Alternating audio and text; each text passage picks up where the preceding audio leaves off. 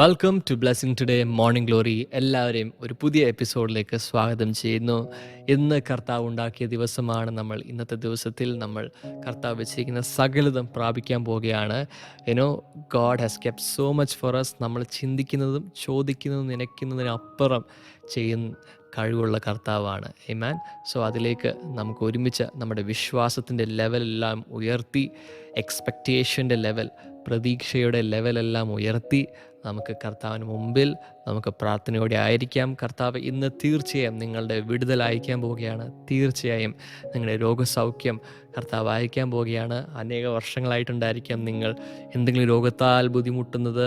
പക്ഷേ ആ രക്തസ്രവം ഉണ്ടായിരുന്ന ആ സ്ത്രീ ആ ദിവസം അറിയായിരുന്നു, ഇന്ന് ഞാൻ യേശുവിൻ്റെ തൊങ്ങലിൽ തൊടാൻ പോവുകയാണ്, കർത്താവ് ഇന്ന് എന്നെ സൗഖ്യമാക്കാൻ പോവുകയാണ്. അന്നത്തെ ദിവസം എഴുന്നേറ്റപ്പോൾ പുള്ളിക്കാരത്തേക്ക് തോന്നി.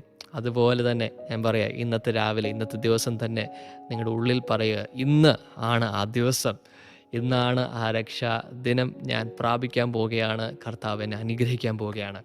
ആമേൻ. ആ ഒരു വിശ്വാസം, ആ ഒരു പ്രത്യാശ ഉണ്ടെങ്കിൽ നമുക്ക് ഒരുമിച്ച് ഇന്നത്തെ എപ്പിസോഡിലേക്ക് പ്രവേശിക്കാം. ഇന്നത്തെ എപ്പിസോഡ് സ്പോൺസർ ചെയ്ത 1-2 വ്യക്തികളുണ്ട്. ആദ്യമായി നമുക്ക് ഒരു ഇലൈറ്റ് സ്പോൺസറുണ്ട്. ബാംഗ്ലൂരിൽ നിന്ന് നമ്മുടെ സാലി കെ തോമസ്. ഇന്ന് മകൻ രഞ്ജിത്ത് തോമസിൻ്റെ ജന്മദിനമാണ്. Many happy returns of the day brother Ranjith. കർത്താവ് അനുഗ്രഹിക്കട്ടെ. അപ്പോൾ തന്നെ ദൈവം നൽകിയ സകല നന്മകൾക്കും നന്ദി സൂചകമായിട്ടാണ് ഇന്നത്തെ എപ്പിസോഡ് സ്പോൺസർ ചെയ്യുന്നത്. നമുക്ക് ഒരുമിച്ച് കാര്യങ്ങൾ നീട്ടി പ്രാർത്ഥിക്കാം. കർത്താവെ, ഈ പുതിയ വർഷം ദൈവമേ ആത്മീയമായും ശാരീരികമായും അനുഗ്രഹങ്ങൾ പകരണമേ എന്ന് പ്രാർത്ഥിക്കുന്നു. അപ്പോൾ തന്നെ മകൻ്റെ ബിസിനസ്സിന് ഉയർച്ച ഉണ്ടാകുവാൻ വേണ്ടി പ്രാർത്ഥിക്കുന്നു. കർത്താവ്, ബ്രദർ രഞ്ജിത്ത് അനുഗ്രഹിക്കപ്പെടട്ടെ. കർത്താവ്, ഈ വർഷം ദൈവത്തിൻ്റെ സകല നന്മകളാൽ നിറയട്ടെ എന്ന് പ്രാർത്ഥിക്കുന്നു. അപ്പോൾ തന്നെ ഭവനത്തിൽ കർത്താവ് ദൈവിക സംരക്ഷണം, ദൈവിക സമാധാനം എല്ലാം ഉണ്ടാകുവാൻ വേണ്ടി പ്രാർത്ഥിക്കുന്നു. കർത്താവിൻ്റെ വലിയ ബ്ലെസ്സിങ് കുടുംബത്തിൻ്റെ മേൽ വരട്ടെ എന്ന് പ്രാർത്ഥിക്കുന്നു. അപ്പോൾ തന്നെ ഇന്നത്തെ ഒരു കീ സ്പോൺസർ ഉള്ളത് വിൻസെൻറ്റ് ബ്രദർ ഫ്രം പത്തനംതിട്ട. കർത്താവ് അനുഗ്രഹിക്കട്ടെ. ഇന്ന് ബ്രദർ വിൻസെൻറ്റിൻ്റെയും ഷാലി സിസ്റ്ററിൻ്റെയും 30ാമത്തെ വിവാഹ വാർഷികമാണ്. Many happy returns of the day both of you. 30th wedding anniversary wishes. നമുക്ക് ഒരുമിച്ച് ഈ കുടുംബത്തിന് വേണ്ടി പ്രാർത്ഥിക്കാം. കർത്താവ്, ഞങ്ങൾ ഒരുമിച്ച് പ്രാർത്ഥിക്കുന്നു. ഇവരുടെ കുടുംബജീവിതം അനുഗ്രഹിക്കപ്പെടട്ടെ. കർത്താവ്, ദൈവിക നന്മകളാൽ നിറയട്ടെ എന്ന് പ്രാർത്ഥിക്കുന്നു. Thank you father. അപ്പോൾ തന്നെ മകൻ്റെ വിവാഹം നടക്കുവാൻ വേണ്ടി പ്രാർത്ഥിക്കുന്നു. വീട് പണിക്ക് ആവശ്യമുള്ള സകല കാര്യങ്ങളും, സകല ഉറവകളും, സാമ്പത്തികമായിട്ടുള്ള മേഖലയും എല്ലാം തുറക്കുവാൻ വേണ്ടി പ്രാർത്ഥിക്കുന്നു. ഞങ്ങൾ ഒരുമിച്ച് പിതാവിൻ്റെയും പുത്രൻ്റെയും പരിശുദ്ധാത്മാവിൻ്റെ നാമത്തിൽ 2 സ്പോൺസേഴ്സിനെയും അവരുടെ കുടുംബങ്ങളെയും അനുഗ്രഹിക്കുന്നു. യേശുവിൻ്റെ നാമത്തിൽ തന്നെ. അമേൻ. കർത്താവ് അനുഗ്രഹിക്കട്ടെ. അതിശക്തമായ ഒരു ദൈവിക സന്ദേശമാണ് നമ്മൾ കേൾക്കാൻ പോകുന്നത്.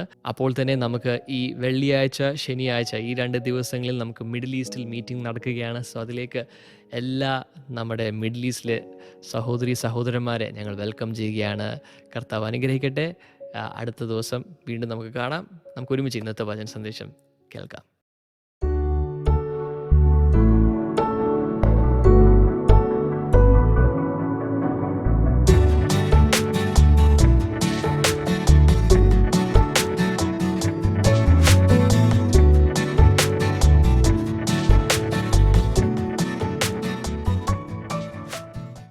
Welcome back.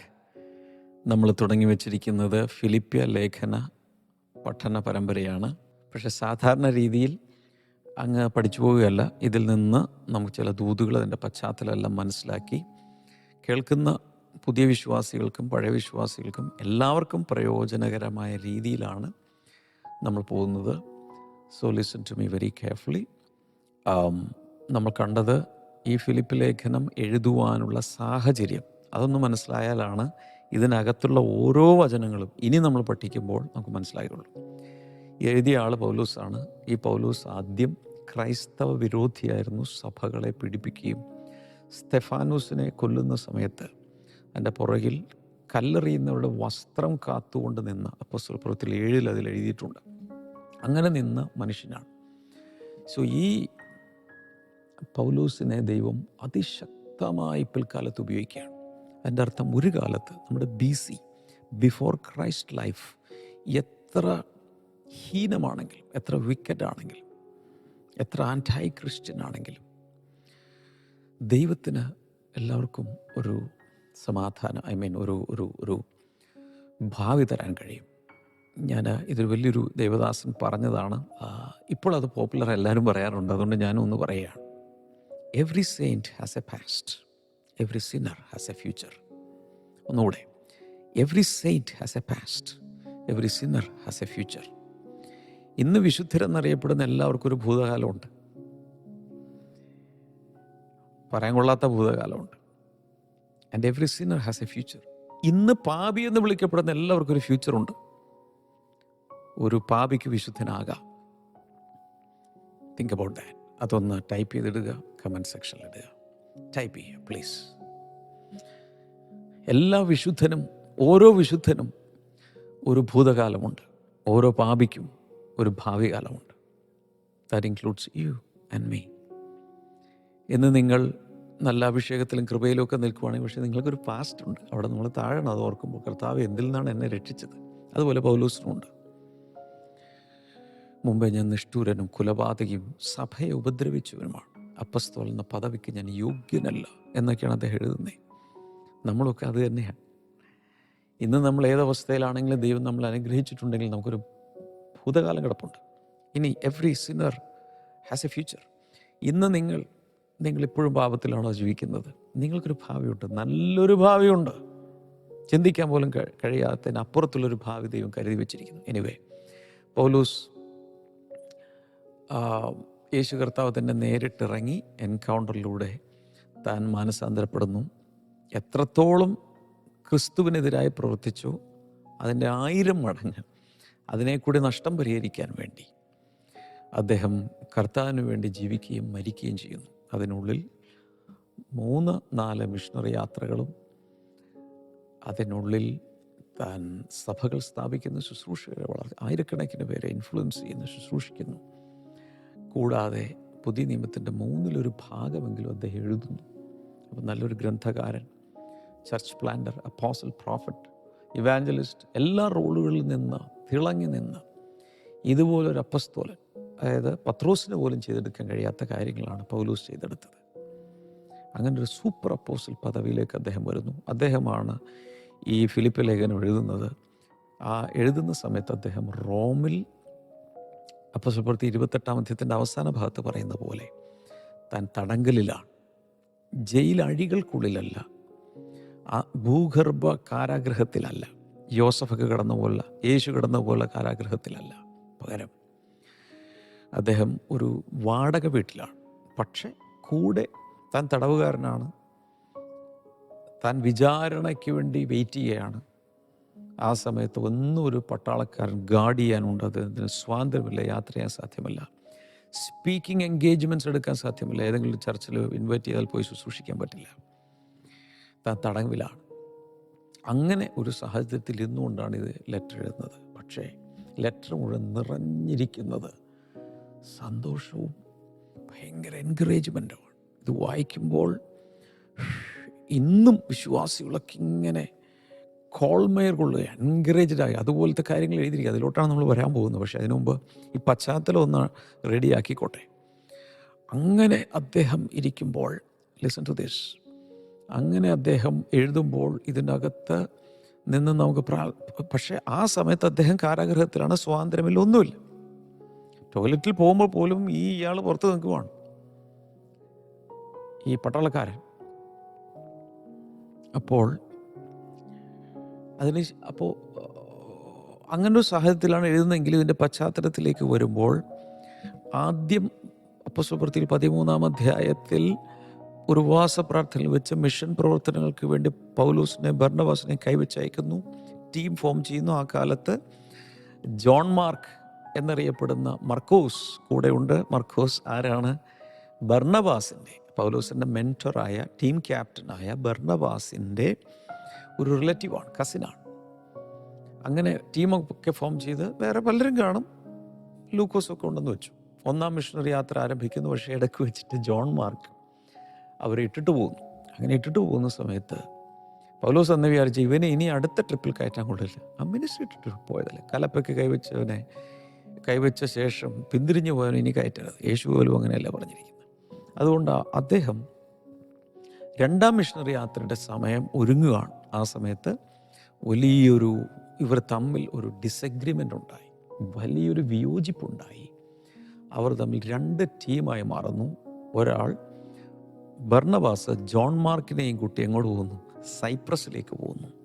പൗലോസ് ആണെങ്കിൽ ശീലാസിനെ കൂട്ടി, ലൂക്കോസ് കൂടെ ഉണ്ടെന്ന് വിശ്വസിക്കാം, സഹോദരന്മാരാൽ പ്രാർത്ഥിച്ച് അനുഗ്രഹിക്കപ്പെട്ട് നേരെ മറ്റൊരു ദിശയിലേക്ക് പോവുകയാണ്. അങ്ങനെ അവർ യാത്ര ചെയ്ത് ഡെർബേ വഴി ലിസ്ട്ര എന്ന് പറയുന്ന സ്ഥലത്തെത്തുന്നു. അതിനിടയിലൊരു ബ്രാക്കറ്റിലൊരു കാര്യം പറഞ്ഞോട്ടെ. ഈ പൗലോസ് രണ്ടാമത്തെ ട്രിപ്പിൽ മിഷണറി യാത്രയിൽ എടുക്കാതിരുന്ന ജോൺ മാർക്കിന് പിന്നീട് എന്ത് സംഭവിച്ചു അറിയാമല്ലോ. ബർണബാസിൻ്റെ കയ്യിൽ ഏത് ആളെ ബ്രോക്കൺ വെസലിന് കിട്ടിയാലും പണിതെടുക്കും. അവനെ വീണ്ടും എൻകറേജ് ചെയ്തു, പണിത്. അത് പൗലോസിനെ കൊണ്ട് സാധിക്കില്ലായിരിക്കും. മാത്രമല്ല ഇവിടെ ഒരു സോഫ്റ്റ് കോർണറുണ്ട്, തൻ്റെ ബന്ധുവായതുകൊണ്ട് അവനെ വളർത്തിയെടുത്തു. ഇദ്ദേഹമാണ് 4 സുവിശേഷങ്ങളിൽ രണ്ടാമത്തെ സുവിശേഷം എഴുതിയത്, മർക്കോസിൻ്റെ സുവിശേഷം. ഒരു കാലത്ത് ശുശ്രൂഷയിൽ നിന്ന് ഇട്ടിട്ട് പോയ മനുഷ്യനെ ദൈവം ബ്യൂട്ടിഫുള്ളായിട്ടുള്ള, ഉള്ളതിൽ short and brief, at the same time very impactful ആയിട്ടുള്ള, പുതിയ ആളുകൾക്കൊക്കെ പെട്ടെന്ന് കൊടുക്കാൻ പറ്റുന്ന രീതിയിലുള്ള നല്ലൊരു സുവിശേഷം അദ്ദേഹം എഴുതി. മാത്രമല്ല പിന്നീട് പത്രോസിനോടൊപ്പം വലിയൊരു ചീഫ് ഓഫ് ദി അപ്പോസ്റ്റൽസ് പത്രോസിനോടൊപ്പം ശുശ്രൂഷിക്കാനുള്ള ഭാഗ്യം കിട്ടി. പിൽക്കാലത്ത് ഈ പൗലോസ് തന്നെ പറയുന്നുണ്ട്, മർക്കോസ് എനിക്കും പ്രയോജനമുള്ളവനായതുകൊണ്ട് അവനെയും കൂട്ടിക്കൊണ്ടുവരാൻ പറയുന്നുണ്ട്. അപ്പോഴേക്കും അവൻ്റെ റെസ്റ്റോറേഷൻ, അവന് ഭയങ്കരമായിട്ട് അവൻ്റെ സ്പിരിച്വലി അവൻ വളർന്നു പക്വതയിലേക്ക്. അപ്പോൾ ആർക്കും ഒരവസരം നൽകാൻ ദൈവം തയ്യാറാണ്. ഇത് കേൾക്കുന്ന നിങ്ങൾ എപ്പോഴെങ്കിലും ആത്മീയ ജീവിതത്തിൽ നിന്നോ ശുശ്രൂഷയിൽ നിന്നോ പിന്മാറിപ്പോയ ആളാണോ, താഴേക്ക് പോയ ആളാണോ, വിട്ടിട്ട് പോയ ആളാണോ, മടങ്ങി വരാൻ ഇന്നും അവസരമുണ്ട്. ദൈവസന്നിധിയിലേക്ക് മടങ്ങി വരാം, കർത്താവിലേക്ക് മടങ്ങി വരാം. റെസ്റ്റോറേഷൻ പോസിബിളാണ്. കർത്താവ് ആര് കൈവിട്ടാലും കർത്താവ് കൈവിടില്ല. അതുകൊണ്ട് നിങ്ങൾക്കും ഇതൊക്കെ ഒന്ന് കേട്ടിട്ട് അങ്ങനെ പോയ ആരെങ്കിലും ഉണ്ടെങ്കിൽ, നിങ്ങളെ ഞാൻ കുറ്റാരോപിക്കൊന്നുമല്ല, അങ്ങനെ പോയ ആരെങ്കിലും ഇത് കേൾക്കുന്നെങ്കിൽ നിങ്ങൾക്ക് ഇനിയൊരു ഫ്യൂച്ചറുണ്ട് എന്നുള്ളത് മനസ്സിലാക്കുക. God is A God of second chances. പിന്നീടാണ് അവർ ലിസ്ട്രയിലെത്തുമ്പോൾ അടുത്ത ഒരു ചെറുപ്പക്കാരനെ കാണുന്നു. ഇപ്പോഴത്തെ ടീമിൽ ആരൊക്കെ ഉള്ളത്? പൗലോസുണ്ട്, ശീലാസുണ്ട്, ലൂക്കോസ് കാണും. പിന്നെ ഇവിടെ നിന്നൊരു തിമോത്തിയസിന് കിട്ടുന്നു. തിമോത്തിയസിൻ്റെ ഇൻ്റർകാസ്റ്റ് മാരേജ് അല്ലെങ്കിൽ ഇൻ്റർനാഷണൽ മാരേജ് ആയതുകൊണ്ട് അവനെ ഒന്നുകൂടെ പരിച്ഛേദന കഴിപ്പിക്കുന്നതിന് കാരണം സിനഗോഗുകളിൽ പ്രവേശനം കിട്ടാനാണ് മെയിൻലി. അതല്ലാതെ അവനെ വീണ്ടും യഹൂദനാക്കി ക്രിസ്ത്യാനിയാക്കാൻ വേണ്ടിയിട്ടുള്ള ഒരു പരിപാടിയല്ല പൗലോസ് ചെയ്തത്. ഇനിയാണ് ശ്രദ്ധിക്കേണ്ടത്. 16-ാം അധ്യായത്തിൻ്റെ 6-ാം വചനത്തിലേക്ക് വരും. ഫിലിപ്പ് ലേഖനമാണ് നമ്മൾ പഠിക്കുന്നതെങ്കിലും അതിൻ്റെ ബാക്ക്ഗ്രൗണ്ട് മനസ്സിലായാൽ മാത്രമേ ശരിയായി മനസ്സിലാവൂ.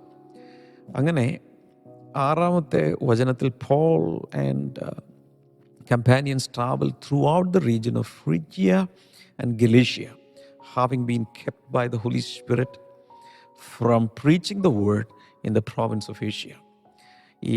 അവിടെ പൗലോസ് പല ഭാഗങ്ങളിലൂടെ, ഗലാത്യ, ഫ്രുഗ്യ എന്നൊക്കെ പറയുന്ന പല സ്ഥലങ്ങളിലൂടെ ഇങ്ങനെ സഞ്ചരിച്ചു വരുന്ന സമയത്ത് ഏഷ്യയിലേക്ക് പോകാൻ വേണ്ടി എല്ലാം റെഡിയാക്കി, ടിക്കറ്റ് വരെ റെഡിയാക്കി കഴിഞ്ഞപ്പോൾ പെട്ടെന്ന് പരിശുദ്ധാത്മാവകത്ത് പറഞ്ഞ് പോകരുത്. എൻ്റെ അർത്ഥം ഇപ്പോൾ പോകരുത്, എൻ്റെ സമയം വേറെ വരുന്നുണ്ട്, വിലക്കി. When they came to the border of Mysia, they tried to enter Bithynia, but the Spirit of Jesus would not allow them to. അങ്ങനെയെങ്കിലും ഒരു പണി, വേറൊരു റൂട്ട് എടുത്ത് പോയി ബിഥുനിയ എന്ന് എന്തോണം മലയാളത്തിൽ പറഞ്ഞിരിക്കുന്നത്, ബഥീനിയ, ആ സ്ഥലത്തേക്ക് പോകാൻ ശ്രമിച്ചാൽ അവിടെയും പോകരുതെന്ന് പരിശുദ്ധാത്മാവ് പറഞ്ഞു. അപ്പോൾ ചുരുക്കി പറഞ്ഞാൽ ഇവരുടെ ഐറ്റിനറി ഫിക്സ് ചെയ്യുന്നത് ആരാ? പരിശുദ്ധാത്മാവാണ്. ഇവൻ അസിസ്റ്റൻസ് പോലുമല്ല. പരിശുദ്ധാത്മാവ് അങ്ങോട്ട് പറയുന്നത് അങ്ങോട്ടാണ് പോകുന്നത്. അങ്ങനെയാണ് മിഷൻ ട്രിപ്പിൽ പോയിക്കൊണ്ടിരുന്നത്. ഓക്കെ, അങ്ങനെ അവർ എന്ത് ചെയ്തു? So they passed by Mysia and went down to Troas. അങ്ങനെ ഒരു ത്രോവാസിലേക്ക് പോയി വേറെ റൂട്ട് പിടിച്ചു പോവുക.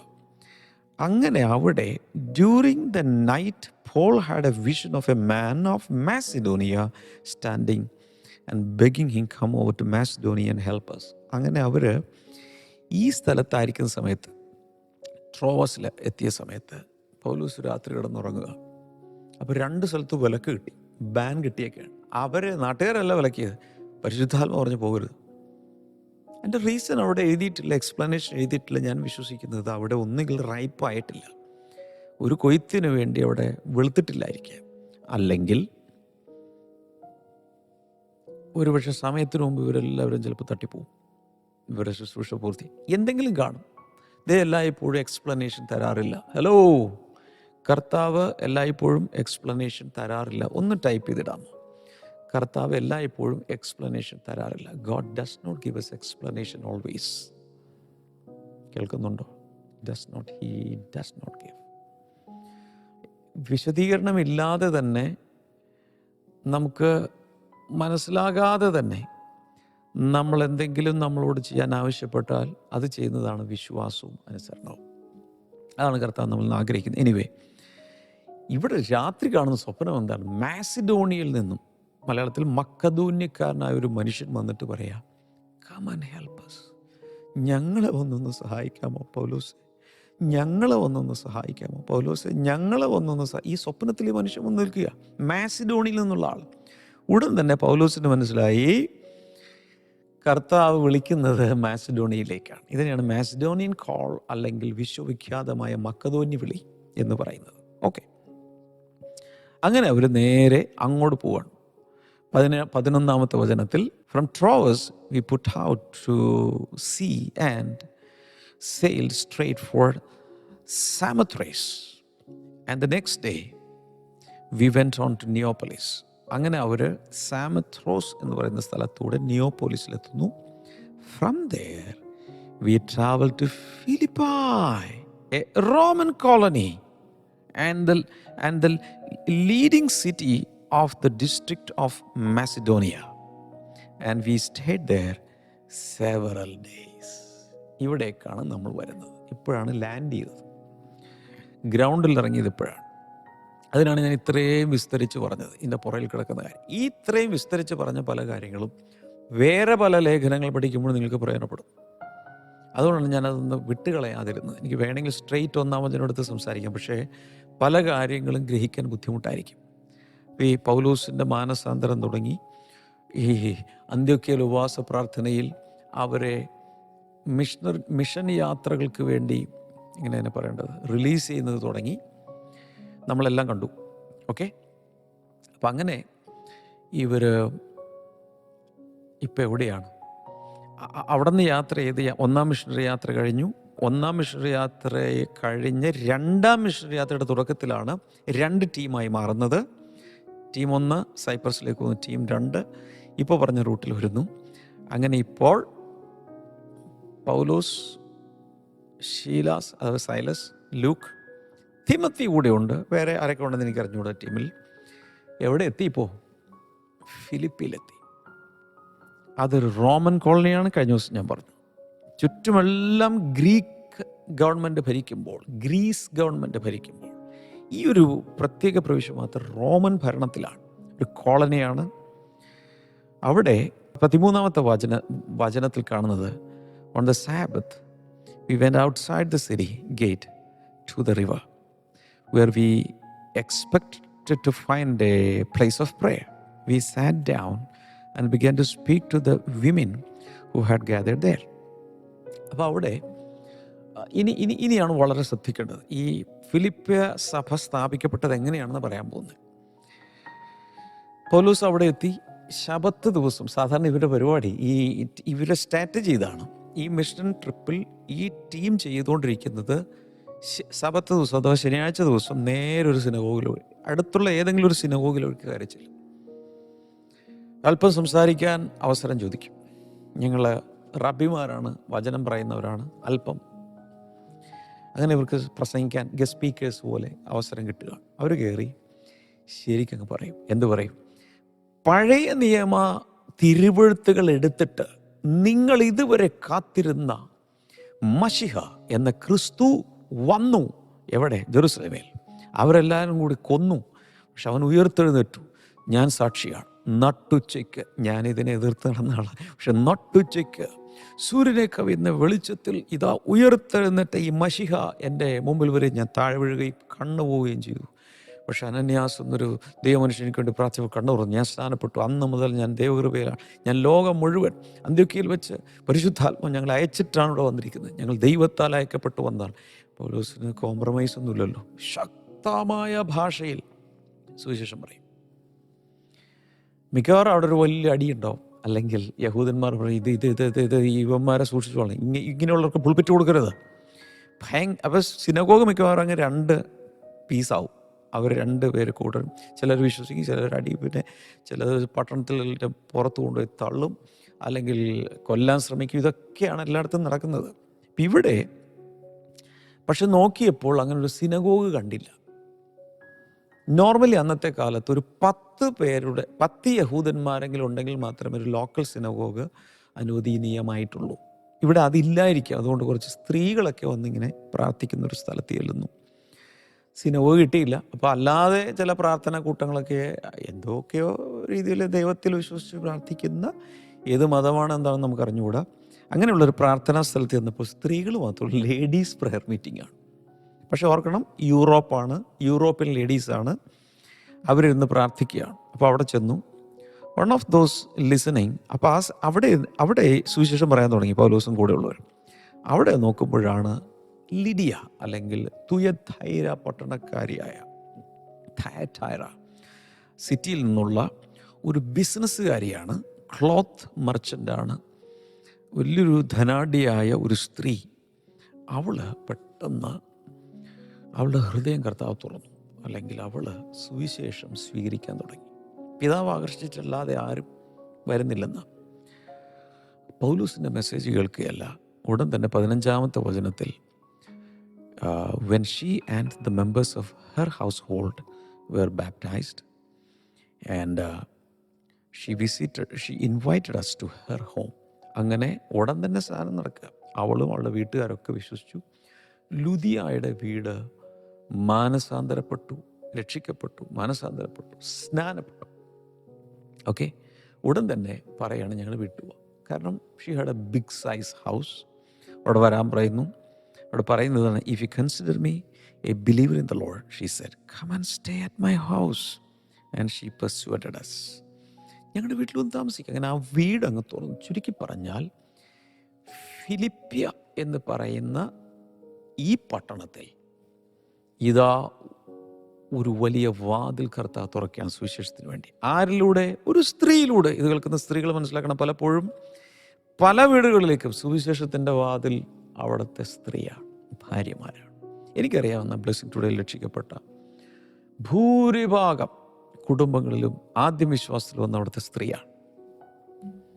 പലപ്പോഴും സ്ത്രീകളുടെ ഹൃദയം തുറക്കാൻ കർത്താവിന് എളുപ്പമായതുകൊണ്ടായിരിക്കാം. എനിവേ, അങ്ങനെ ഒരു ഓപ്പണിംഗ് വന്നു. യൂറോപ്പിലെ ആദ്യത്തെ കോൺവേർട്ട് എന്ന് വേണമെങ്കിൽ പറയാം, അല്ലെങ്കിൽ ഫിലിപ്പിയിലെ ആദ്യത്തെ വിശ്വാസി ഒരു സ്ത്രീ ആയിരുന്നു. അവളുടെ വീട്ടിൽ ഒരു സഭ തുടങ്ങി എന്ന് നമുക്ക് വിശ്വസിക്കാം. അങ്ങനെയായി. പിന്നെ നടക്കുന്ന സംഭവങ്ങൾ വേറൊരു ലെവലിലാണ് പോകുന്നത്. അതിനുശേഷം അവിടെ കുറേ ദിവസം താമസിച്ചെന്ന് എഴുതിയിരിക്കുന്നത്. ഒരിക്കൽ അങ്ങനെയൊക്കെ കഴിഞ്ഞ് once we were going to the place of prayer. ഒരു ദിവസം ഇങ്ങനെ പ്രാർത്ഥന സ്ഥലത്തേക്ക് പോവുക. ആ സമയത്ത് ഒരു പെങ്കൊച്ച്, ആ പെങ്കൊച്ചിനെ ഒരു സ്പിരിറ്റ് ഓഫ് ഡിവിനേഷൻ, വെളിച്ചപ്പാട് ആത്മാവുള്ളൊരു പെങ്കൊച്ച് ഇവളുടെ പുറകെ നടന്നുകൊണ്ട് ഭയങ്കരമായിട്ട് ഇങ്ങനെ പറയാൻ തുടങ്ങി. These men are servants of the most high God who are telling you the way to be saved. അതായത് ഈ രക്ഷാമാർഗം അറിയിക്കുന്ന അത്യുന്നതനായ ദൈവത്തിൻ്റെ ദാസന്മാരാണിവർ എന്ന് പറഞ്ഞുകൊണ്ട് ഈ വെളിച്ചപ്പാടാത്മാവുള്ളൊരു പെങ്കൊച്ചു കിടന്ന് ഉറക്കെ വിളിക്കാൻ തുടങ്ങി. പക്ഷെ പൗലോസ് യേശുവിൻ്റെ നാമത്തിൽ പിശാച വിട്ടുപോകുന്നു. കാരണം ഭൂതത്തിൻ്റെ സാക്ഷ്യം നമുക്ക് ആവശ്യമില്ല. എന്ന് പറഞ്ഞേ, ഭൂതങ്ങളുടെ സാക്ഷ്യം നമുക്ക് ആവശ്യമില്ല.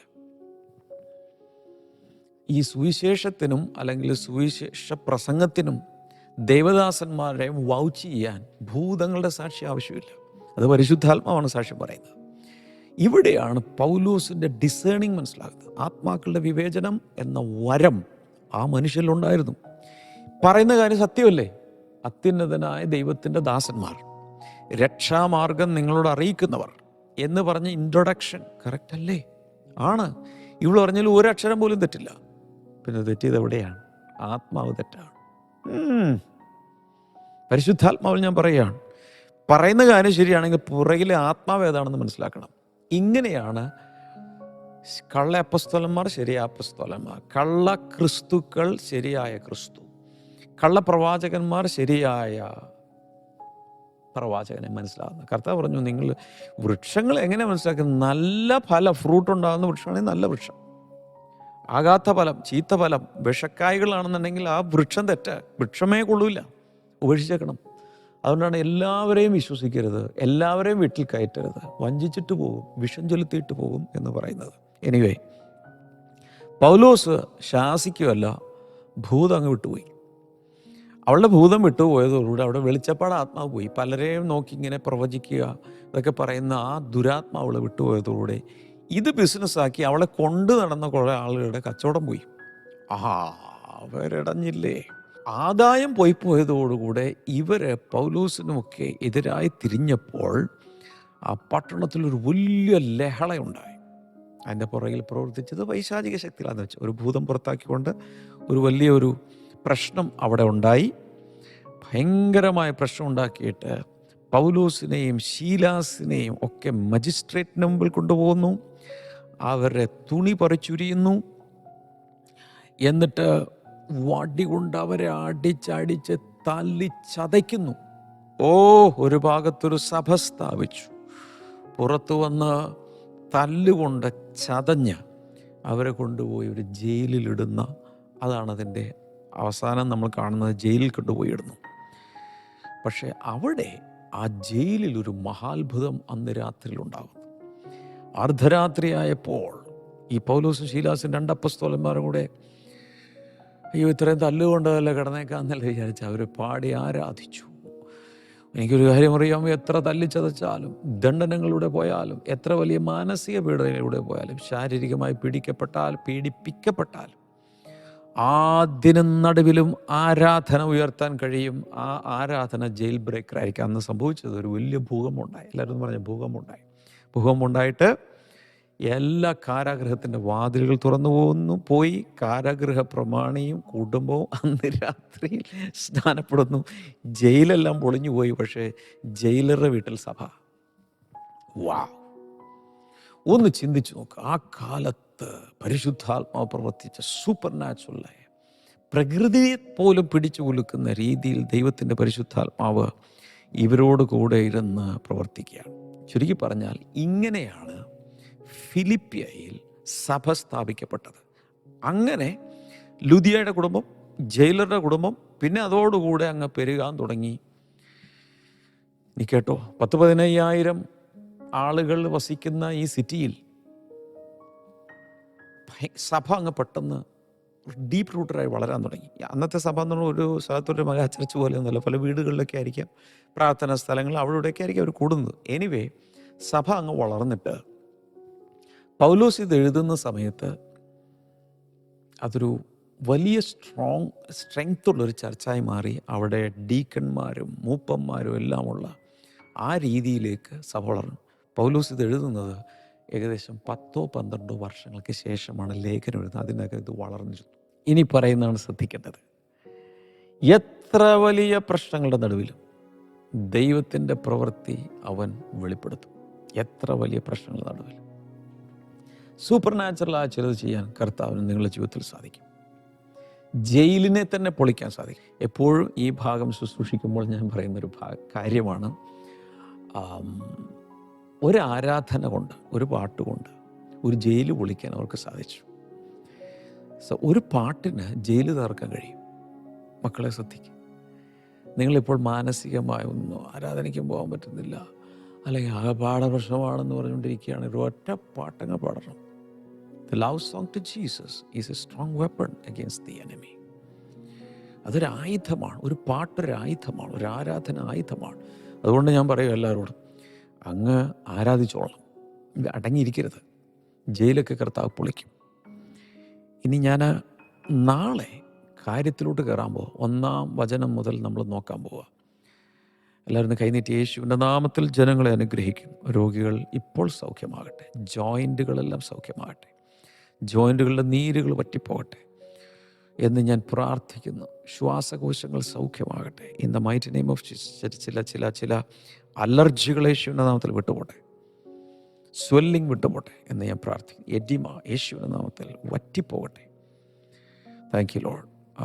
പ്രത്യേകിച്ച് ഈ അലർജിയുടെ രോഗമുള്ള പലരെയും കർത്താവ് സൗഖ്യമാക്കുന്നു. കൈനീട്ടാം. ഏത് രോഗത്തിൻ്റെ മേലും സൗഖ്യത്തെ കൽപ്പിച്ച് പ്രാർത്ഥിക്കുന്നു. ഇൻ ജീസസ് നെയിം, ആമേൻ. നാളെ ഭയങ്കരമായൊരു അനുഗ്രഹിക്കപ്പെട്ട ഒരു വിഷയത്തിലേക്കാണ് നമ്മൾ കയറാൻ പോകുന്നത്. നാളത്തേത് മറക്കരുത്. എല്ലാവർക്കും ഇത് അയച്ചു കൊടുക്കണം. God bless you all. See you tomorrow. By.